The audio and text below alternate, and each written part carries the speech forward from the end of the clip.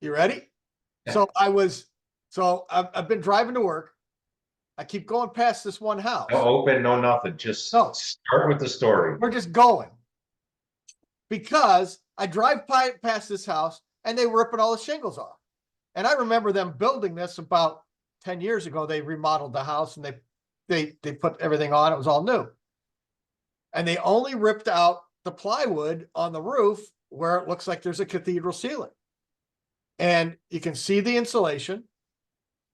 And so they ripped all the plywood off. All the tops of the rafters were rotted and stuff. You could see where they patched it all in.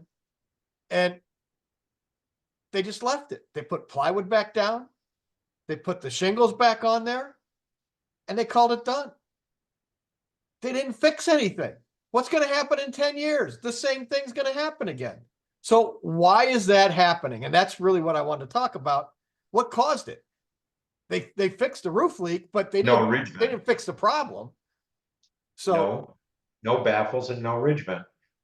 And fiberglass insulation.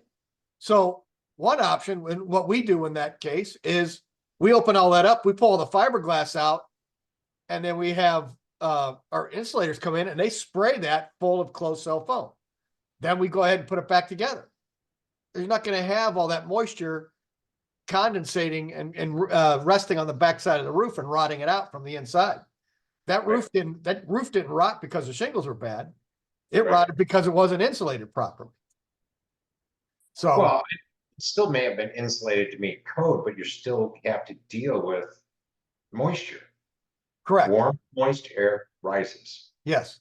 So and drywall's permeable, wood is permeable, so that air gets through all that stuff, and when it hits the roof deck, the plywood starts absorbing the moisture, and when it gets to the back of the asphalt underlayment or the shingles, it stops. Right. And it's trapped there.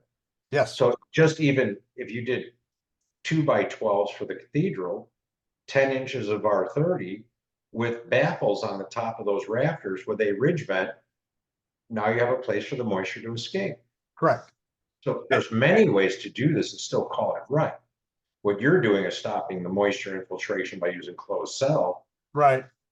But that's still a costly, closed cell is far more expensive than the baffles and fiberglass.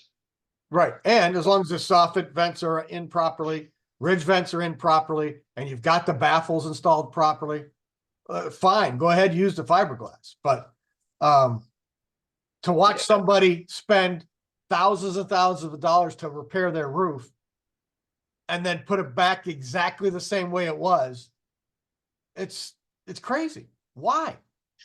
Why? So because they don't watch Mighty House. That's the problem right there. That's it.